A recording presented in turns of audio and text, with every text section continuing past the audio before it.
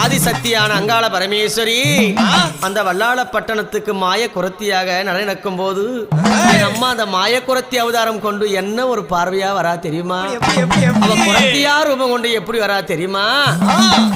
பச்சாமணி பவளமணி ஊசிமணி விக்கும் பொண்ணே, பச்சாமணி பவளமணி ஊசிமணி விக்கும் பொண்ணே, ஊரு என்ன கூறு உன் பேரு என்ன கூறு, ஊரு என்ன கூறு உன் பேரு என்ன கூறு, ஊசிமணி பவளமணி எத்தனை மணிகள் இருக்கு, ஊசிமணி பவளமணி எத்தனை மணிகள் இருக்கு, ஊரு என்ன கூறு உன் பேரு என்ன கூறு.